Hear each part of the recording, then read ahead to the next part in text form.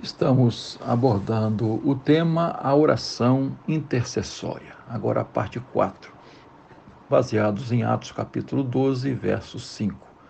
Pedro estava guardado na prisão, mas havia oração incessante a Deus por parte da igreja a favor dele. Já vimos que a igreja estava sofrendo terrível perseguição.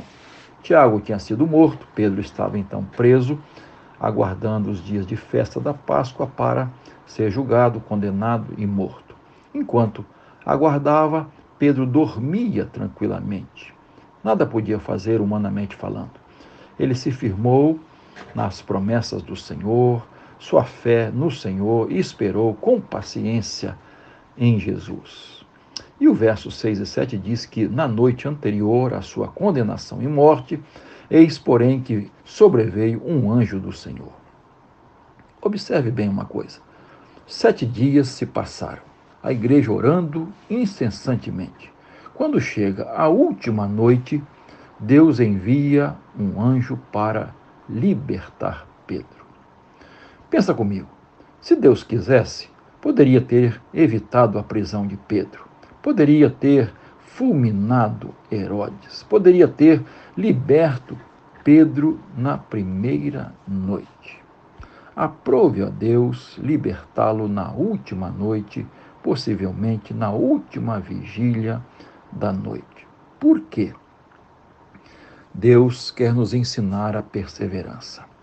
Deus quer nos ensinar que a última palavra pertence a Ele. Deus quer nos ensinar que a espera é um ato de fé. Salmo 41 diz: esperei com paciência no Senhor. Ele se inclinou para mim e ouviu quando clamei por socorro. Mateus capítulo 14, verso 22 a 33, conta a experiência dos discípulos enfrentando uma tempestade. Desde o cair da tarde, a noite inteira, os discípulos lutando para não morrerem. E diz o texto que na quarta vigília da noite, isto é, a primeira vigília, 18 a 21, a segunda, de 21 às 24, terceira, de 0 às 3, e a quarta vigília, de 3 às 6 horas da manhã. E foi neste horário, neste momento, que Jesus vai em socorro deles. Deus faz tudo com propósito e na hora certa. Às vezes, nós lá no fundo achamos até que não. Às vezes achamos que Deus demora, que a solução está demorando de chegar. Choramos, clamamos, jejuamos, aguardamos com fé e esperança.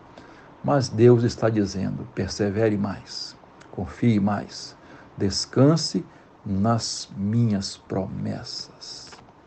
E aí sim, chega a hora de experimentarmos o sobrenatural de Deus. Ninguém vai experimentar os milagres de Deus a não ser pela fé. O verso 7 diz: eis, porém, que sobreveio um anjo do Senhor, e uma luz iluminou a prisão. E o anjo tocou no lado de Pedro e o despertou, dizendo: levante-se depressa. Então as correntes caíram das mãos dele, e o anjo continuou: coloque o cinto e calce as sandálias. E ele assim fez. E o anjo lhe disse mais: põe a capa e siga-me. A igreja estava em oração incessante. Deus envia um anjo. As orações na terra movem as intervenções do céu. Há uma conexão entre o altar na terra e o trono no céu, entre os joelhos dobrados e os braços estendidos de Deus. Spurgeon diz que a distância entre um problema e a solução é a distância entre os joelhos e o chão. Agora, o que Pedro e a igreja não podiam fazer, Deus manda o anjo fazer. Versos 7 a 10, então as algemas caíram, uma luz brilhou, os guardas ficaram cegos, surdos e anestesiados. Passaram então pelo primeiro e segundo postos de guarda. O portão de ferro se abriu, automatizado pelo poder de Deus. Pedro então experimenta uma libertação maravilhosa pelo poder sobrenatural de Deus. Quero lhe fazer uma pergunta muito importante. Você realmente crê que nós podemos experimentar hoje dos milagres de Deus? Nós podemos ter experiência com o sobrenatural de Deus? Você crê? Eu espero que sim. Claro, tantas pessoas têm experimentado isso. Você também pode experimentar desse poder sobrenatural de Deus.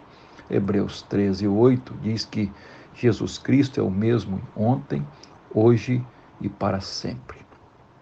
Você pode confiar em Jesus, Ele tem a última palavra. Vai a Ele pela fé, abra o seu coração e você vai também experimentar das maravilhas de Deus. Amém? Vamos orar. Senhor, Tu conheces a vida e a causa de cada um. Ouve o clamor dos Teus servos e servas. Envia socorro dos altos céus. Envia a Tua providência, Senhor. Que possamos, como Pedro, aguardar o livramento do Senhor pela fé. Que possamos, como a igreja, perseverar na oração, não desfalecer, aguardando as Tuas providências. Nós oramos em nome de Jesus. Amém. Eu quero só lembrar você que no mês de maio a nossa igreja estará participando da campanha de oração da Junta de Missões Nacionais. 31 dias de oração pela família. Teremos também meditações com o pastor Sami Tippit. Vai ser uma bênção. Amanhã, o pastor Geraldo, pastor da família, estará dando a abertura ao mês do lar. Não deixe de participar desta campanha de oração. Vai ser bênção na sua vida e também na sua família. Que Deus a todos abençoe. Amém.